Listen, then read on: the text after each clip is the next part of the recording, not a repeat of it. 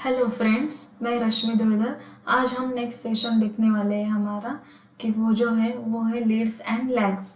अभी Leeds and lags क्या होते हैं कि अब इसमें लीड्स मतलब क्या होता है कि सपोज हमारी एक एक्टिविटी है, मतलब हम जो कोई भी एक्टिविटीज करते हैं उसके बीच में ही हमारे लीड्स और लैग्स होते हैं। ठीक है, अभी सपोज हमारी ये ए एक्टिविटी है। ठीक है, अभी ये ए एक्टिविटी के लिए हमने एक 7 डेज का ड्यूरेशन है हमारा। ठीक है, अभी बी जो एक्टिविटी है इसके लिए हमारा ड्यूरेशन जो है वो है कितने दिन का, 4 दिन का। ठीक है, अभी ये 4 दिन का है और सी एक्टिविटी के लिए 3 डेज का ड्यूरेशन है।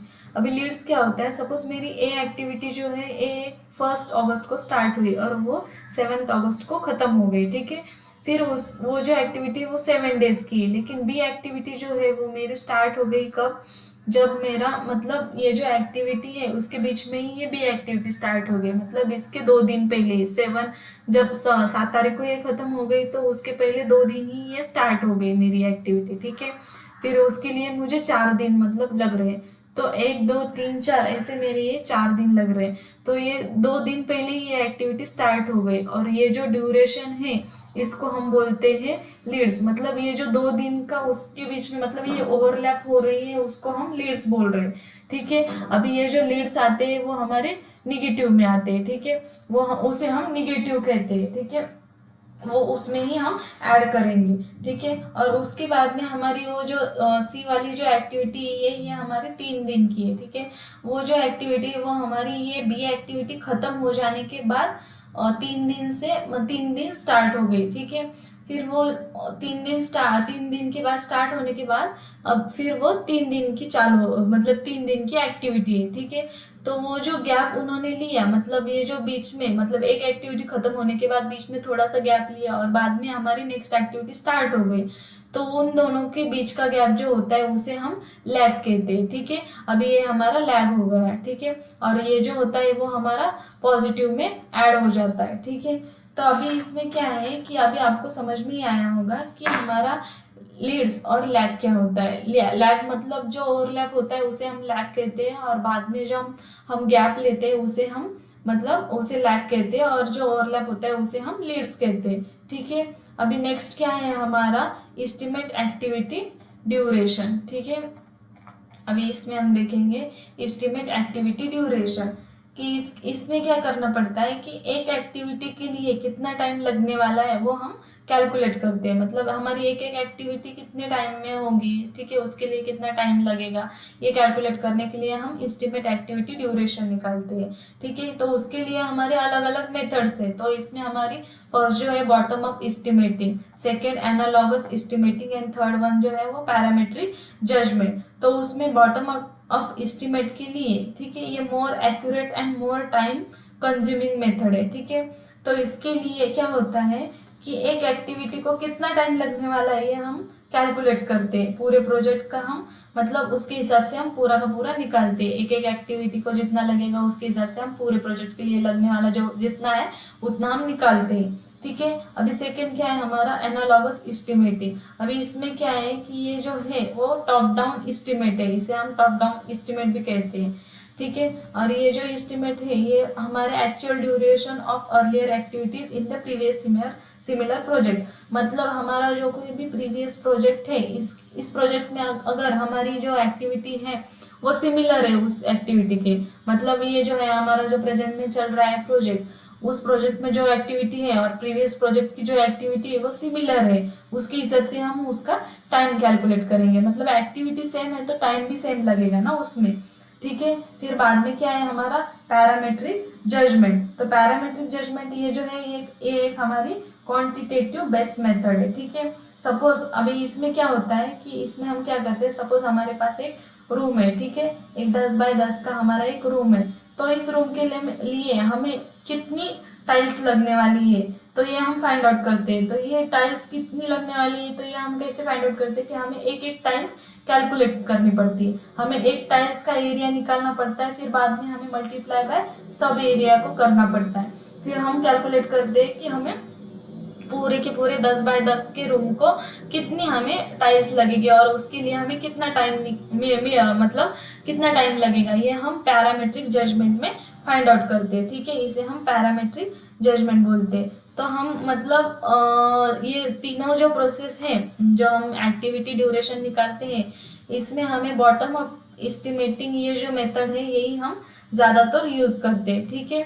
अभी बाकी के मेथड जो है वो बहुत लेंदी है, तो ये करेक्ट मेथड होती है हमारी, ठीक है। इससे हमें मतलब करेक्ट हमारा ड्यूरेशन मिलता है। फिर बाद में नेक्स्ट क्या है हमारा, एस्टिमेट एक्टिविटी रिसोर्सेज। अभी इसमें क्या है कि अब रिसोर्सेज मतलब क्या है कि जो भी आप एक्टिविटी करते हैं उसके लिए आपको रिसोर्सेज लगते हैं, ठीक है। जो कि मतलब आपके लेबर्स होते हैं, मटेरियल्स होते हैं, एक्सेट्रा, जो कोई भी आपको रिसोर्सेज लगने वाले हैं, ठीक है।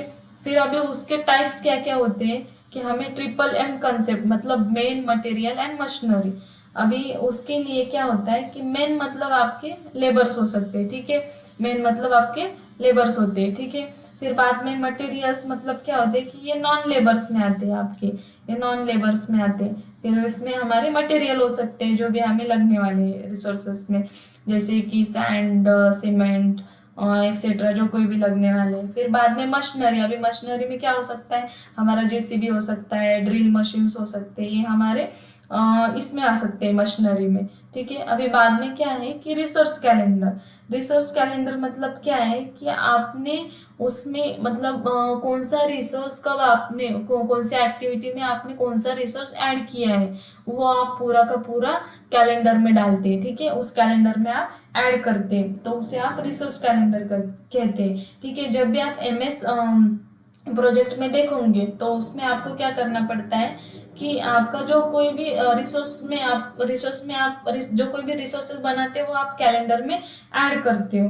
जब आप इंडिविजुअली रिसोर्स को कैलेंडर असाइन करते हो उसे आप रिसोर्स कैलेंडर कहते हो, ठीक है।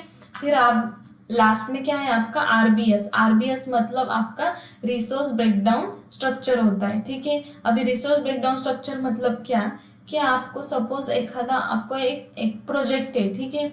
अभी ये जो है ये आपके जो डब्ल्यूबीएस हमने देखा है उसके जैसा ही है, ठीक है। अब डब्ल्यूबीएस में क्या करते हो कि आपका जो वर्क है उसे आप डिस्ट्रीब्यूट करते हो अलग अलग पार्ट में, ठीक है। तो वैसे ही हमारा रिसोर्स ब्रेकडाउन स्ट्रक्चर होता है, मतलब आरबीएस। आप जो कोई भी रिसोर्सेज बनाते हो उसे आप डिवाइड करते हो अलग अलग पार्ट्स में, ठीक है। अभी सपोज आपका प्रोजेक्ट रिसोर्सेज है, उसके अंदर आपके पीपल्स आते हैं, ठीक है, मटेरियल आते हैं, इक्विपमेंट्स आते हैं, ये आपके 3 रिसोर्सेज आते हैं, ठीक है। फिर इसमें आपके पीपल्स में क्या आते हैं, टेक्निकल आते हैं, टेक्निकल में फिर मार्केटिंग के लिए आते हैं, प्रोजेक्ट मैनेजमेंट के लिए आते हैं, परचेसिंग, कंस्ट्रक्शन, ये आपके पीपल्स के बीच में आते हैं, ठीक है। अभी टेक्निकल में आपके मैकेनिकल इंजीनियर्स आते हैं, फिर उसमें सीनियर इंजीनियर, फिर उसमें जूनियर इंजीनियर, ये आपके पूरे के पूरे पीपल्स आते हैं। फिर बाद में आपके इसमें क्या है कि टेक्निकल में ही आपके इलेक्ट्रिकल इंजीनियर्स भी आते हैं, फिर बिल्डिंग इंजीनियर्स आते हैं, मैकेनिकल इंजीनियर्स में डिजाइनर्स आते हैं, इंजीनियर्स में आपके जूनियर सीनियर इंजीनियर ऐसे आते हैं, ठीक है। अभी आप रिसोर्सेस को आप डिवाइड करते हो, मतलब कौन से रिसोर्स किसको असाइन करने हैं, इसका आप रिसोर्स ब्रेकडाउन स्ट्रक्चर बनाते हो। इसकी वजह से आपका प्रोजेक्ट जो है वो आसानी से आपका हैंडल हो जाता है, ठीक है, और डिले भी नहीं होता। ये इसको हम बोलते हैं रिसोर्स ब्रेकडाउन स्ट्रक्चर। अभी नेक्स्ट जो है वो हमारा है डेवलप शेड्यूल, ठीक है। अभी शेड्यूल डेवलप कैसे करते हैं हम, उसमें क्या होता है कि क्रिटिकल पाथ मेथड एक होता है और बाद में हमारा होता है प्रेसिडेंस डायग्रामिंग मेथड। ये 2 टाइप के हम शेड्यूल्स मतलब डिफाइन करते हैं, ठीक है। फिर आपको शेड्यूल बनाने के लिए आपको नेटवर्क डायग्राम बनानी पड़ती है, ठीक है। तो नेटवर्क डायग्राम आप कैसे बनाएंगे, तो ये 2 मेथड से आप नेटवर्क डायग्राम बनाते हैं। तो फर्स्ट जो आती है वो हमारी क्रिटिकल पाथ मेथड आती है, ठीक है। अभी क्रिटिकल पाथ मेथड में क्या होता है कि ये जो टाइप की मेथड होती है ये हमारे एक्टिविटीज ऑन द नोड मतलब एओएन टाइप की होती है, और जो एरो शो होते हैं वो हमें रिलेशनशिप बताते हैं कि मतलब पहले जो एक्टिविटी है उसका और दूसरे एक्टिविटी का जो कनेक्शन है, कनेक्टिविटी बताने के लिए वो नोड हम यूज करते हैं। ये है हमारा सीपीएम में होता है, ठीक है।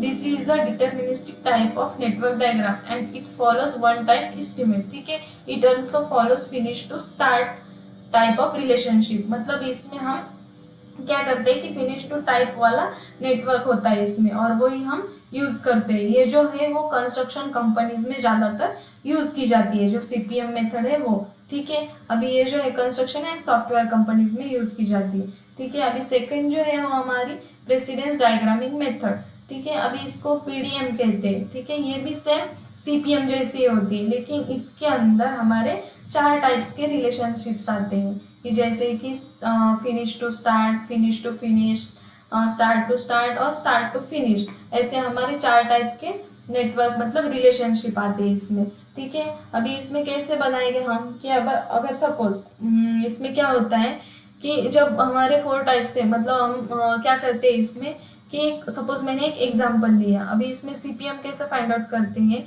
कि सपोज मैंने एक एग्जांपल लिया, एक ए मेरी एक्टिविटी है, ठीक है। अभी नेक्स्ट जो है हमारी बी एक्टिविटी, मतलब हमारी नेटवर्क डायग्राम कैसी होती है, ठीक है। ये मैं अभी बता रही हूँ। अभी ये मेरा सी है, ठीक है। अभी ये मेरी डी एक्टिविटी है। अभी ए सी और डी मिला के मेरी आगे नेक्स्ट जो एक्टिविटी है वो मेरी ई एक्टिविटी है, और बाद में मेरी एंड में एफ एक्टिविटी है, ठीक है। अभी ये मेरी ऐसी नेटवर्क डायग्राम होती है। तो इसके लिए सपोज ए एक्टिविटी के लिए 5 डेज का ड्यूरेशन है, ठीक है। बी के लिए सपोज हमारा 3 डेज का ड्यूरेशन है, ठीक है। फिर ये जो है अभी सी के लिए 5 डेज का है, डी के लिए 3 डेज का है, ठीक है। ई के लिए हमारा 4 दिन का है ड्यूरेशन, और एफ के लिए हमें 2 डे का है ड्यूरेशन।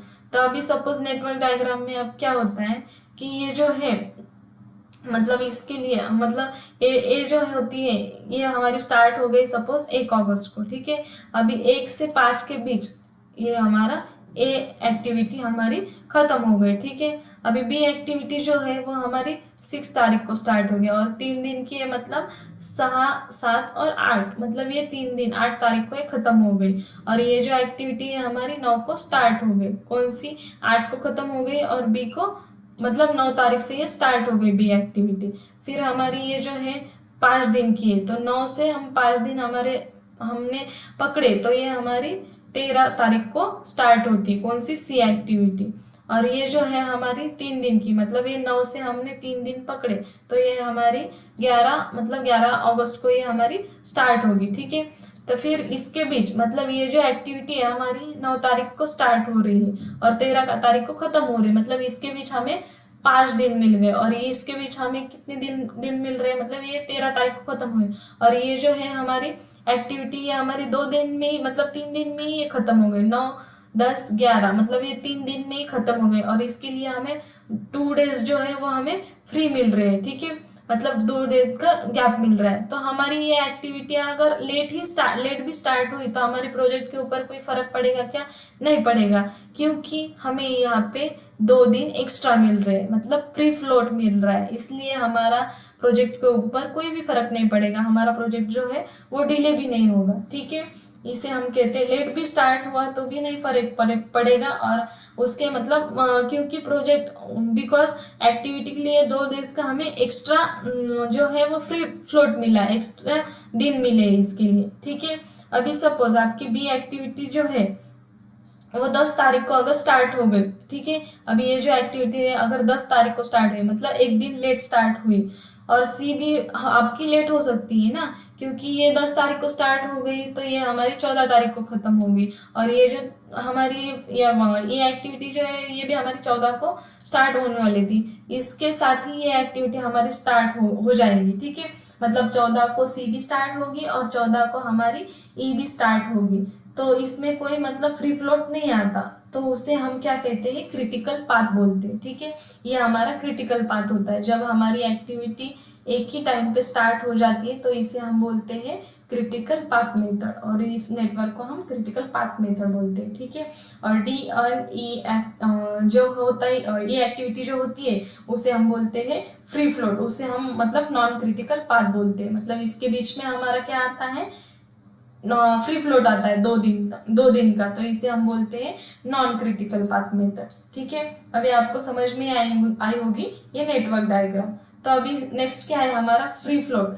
फ्री फ्लोट मतलब क्या होता है कि अर्ली स्टार्ट क्या होता है कि एक्टिविटीज के लिए मतलब अर्ली स्टार्ट में हम क्या करते हैं कि जो भी एक्टिविटी हमारी सपोज 15 को स्टार्ट होने वाली है सपोज, तो वो जो है अर्ली हमारी स्टार्ट हो रही है, मतलब 14 को ही स्टार्ट हो रही है, तो इसे हम बोलते हैं अर्ली स्टार्ट, मतलब 15 को स्टार्ट होने वाले थे तो 14 को ही स्टार्ट हो गई, उसे हम अर्ली स्टार्ट कहते हैं। और अर्ली फिनिश मतलब क्या है कि हमारी जो एक्टिविटी है वो 15 को फिनिश होने वाली थी, लेकिन वो हमारी मतलब 15 को ही फिनिश हो गई या फिर 14 को ही फिनिश हो गई, मतलब उससे पहले भी फिनिश हो सकती है वो, क्योंकि नहीं तो उसी डेट पे फिनिश हो गई, उसे हम कहते हैं अर्ली फिनिश। अभी लेट फिनिश और लेट स्टार्ट क्या होता है कि सपोज मेरी ये जो एक्टिविटी है लेट स्टार्ट, मतलब मेरी 15 को स्टार्ट होने वाली थी लेकिन वो 16 को स्टार्ट हो गई, इसे हम कहते हैं लेट लेट स्टार्ट। ठीक है, लेट स्टार्ट हो गए। अभी लेट फिनिश मतलब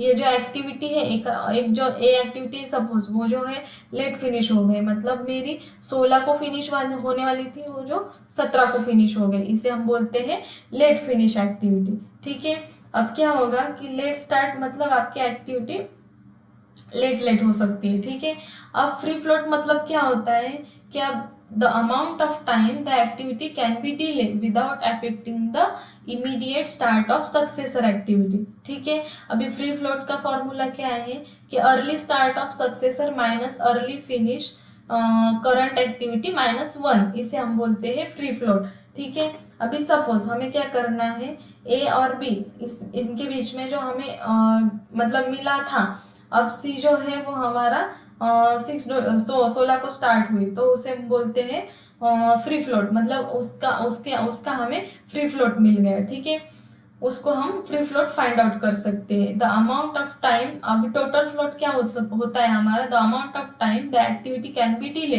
without affecting the project end. ठीक है, उसे हम बोलते हैं टोटल फ्लोट। अभी टोटल फ्लोट हम कैसे फाइंड आउट करते हैं, early late start minus early start और late finish minus early finish, इसके हिसाब से हम वो फाइंड आउट करते हैं। ठीक है, अभी ये जो है हमारा ये एग्जाम्पल है इसमें। ठीक है, अभी इसमें क्या करेंगे हम, ये जो हमारा एग्जाम्पल एक ले रहे हैं हम, इसमें एक्टिविटी नेम दिए हुए हैं। ठीक है, अब ड्यूरेशन दिए हुए हैं और प्रीडेसर्स दिए हुए हैं। ठीक है, A activity B C D E and F, ऐसे 6 हमारी ये एक्टिविटी है। ठीक है, और उनके बीच में हमें वो ड्यूरेशन दिया हुआ है उन्होंने। ठीक है, अब हम वो कैसे निकालेंगे कि सपोज ये जो एक्टिविटी है ए एक्टिविटी, यहाँ पे नेटवर्क डायग्राम निकाला हुआ है। ठीक है, अभी ये जो नेटवर्क डायग्राम है यहाँ पे क्या है कि सपोज ये फॉर्मूले दिए हुए हैं, हमें क्रिटिकल पाथ मेथड कैसे फाइंड आउट करना है। अभी ये जो है हमारे एक एक्टिविटी के लिए, सपोज ये एक्टिविटी ए है और इसके लिए हमने ये फाइंड आउट किया, तो अभी अर्ली स्टार्ट और early finish, let start and let finish ऐसे दिया है हमने यहाँ पे क्रिटिकल, मतलब ये नेटवर्क डायग्राम निकाला है, जैसे हमें यहाँ पे दिया है ड्यूरेशन, उसके हिसाब से हमने ये नेटवर्क डायग्राम निकाला, A B C D E and F. ठीक है, फिर बाद में एंड हो गया हमारा। ठीक है, अब क्या है कि हमें क्या करना है कि इसमें अर्ली स्टार्ट मतलब आप क्या करेंगे कि आपकी एक्टिविटी अगर डेट से पहले या डेट उसी डेट पे स्टार्ट हो गई तो उसे आप अर्ली स्टार्ट कहेंगे। अर्ली फिनिश भी सेम, मतलब उसमें आप एक दिन माइनस करोगे और ड्यूरेशन जो है वो ऐड करोगे। ठीक है, अभी इसकी 2 मेथड होती है, एक फॉरवर्ड और एक रिवर्स। ठीक है, अब हम जैसे ऐसे जाते हैं उसे हम कहते हैं फॉरवर्ड मेथड, और जैसे हम इधर से इधर जाते हैं उसे हम रिवर्स कहते हैं। ठीक है, अभी फॉरवर्ड में क्या होती है कि आपकी ये 2 मेथड होती है, early start and early finish. अब रिवर्स में क्या होता है, लेट फिनिश और लेट स्टार्ट, ये 2 हमारी मेथड्स होती है इसमें। ठीक है, अभी इसमें क्या है कि आपको ए एक्टिविटी के लिए अर्ली स्टार्ट और अर्ली फिनिश निकालना है। ठीक है, तो आप कैसे निकालोगे, अभी आपको अर्ली स्टार्ट निकालना है तो आप क्या करोगे, सपोज आपका जो ये एक्टिविटी है उसके लिए आपको 5 ड्यूरेशन का टाइम है। ठीक है, 5 ड्यूरेशन है, तो इसका फॉर्मूला क्या है आपका कि अर्ली स्टार्ट मतलब अर्ली फिनिश और प्रीडेसर्स +1 होता है। ठीक है, अभी अर्ली फिनिश जो है वो आपका 5 है। ठीक है, मतलब आपने 5 जो है, मतलब ये जो है आपका ये 5 है। ठीक है, अभी जो प्रीडेसर से इसका 0 है और +1 किया तो आपका ये जो आ गया ये 1 आ गया। ठीक है, अभी यहाँ पे आपका ये 1 आ जाएगा। ठीक है, अभी इस पे ये जो है ये आपका 1 आ गया, अर्ली स्टार्ट जो है ये आपका 1 आ गया। ये 1 कैसे आ गया, आपने यहाँ पे क्या किया, 5 + 5 × 0 और +1 किया तो आपका ये 1 आ गया। फिर आपको क्या निकालना है, अर्ली फिनिश। अभी अर्ली फिनिश क्या है कि ये जो है अर्ली स्टार्ट, इसमें प्लस करने का ड्यूरेशन, मतलब 1 + 5 करने का और -1 करने का, तो ये कितना आ गया आपका 5। ठीक है, अभी ये जो है आपका ये 5 आ गया अर्ली फिनिश। ठीक है, फिर बाद में आपने नेक्स्ट ऐसे ही निकालोगे, इसका आपको अर्ली स्टार्ट निकालना है, तो अर्ली स्टार्ट कैसे निकालोगे, ये जो है अर्ली फिनिश आपका 5 आ गया। फिर आपने इस पे प्रीडेसर्स जो है वो आपने ऐड कर दिए, ठीक है। अभी +1 किया तो ये जो आएगा मेरा ये 6 आ गया, ठीक है, ये मेरा 6 आ गया।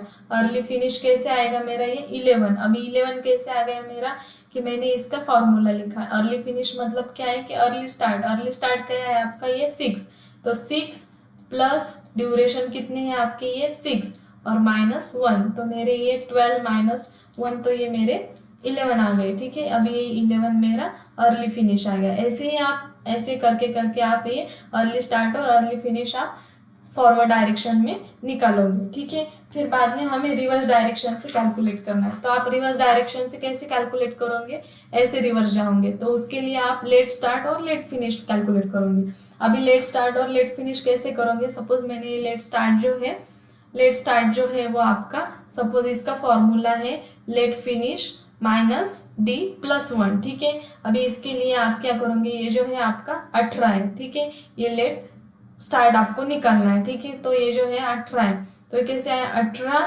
+ 1 और -1, मतलब आपके ये 18 आ गए, मतलब ये आपका लेट फिनिश भी आपका 18 आ गया और लेट स्टार्ट भी आपका 18 आ गया। फिर से आप इसको ऐसे करोगे, फिर से आपको क्या करना है, यहाँ पे लेट फिनिश निकालना है। मतलब लेट फिनिश निकालने के लिए आपको लेट स्टार्ट चाहिए, तो लेट स्टार्ट आपका 18 है, फिर 18 -1 करके आपका ये 17 आ जाएगा, फिर आपका ये लेट फिनिश मिल जाएगा। वैसे ही आप ये कैलकुलेट करते जाओगे तो आपको पूरा का पूरा रिवर्स डायरेक्शन में ये मिलते जाएगा, ठीक है। अभी इसका आपको क्या निकालना है, टोटल फ्लोट, सॉरी आपको इसको क्या निकालना है, फ्री फ्लोट निकालना है। तो फ्री फ्लोट भी आप कैसे निकालोगे, सपोज ये 16 - 15 है, ठीक है। फ्री फ्लोट का फॉर्मूला क्या है कि early start of successor minus early finish.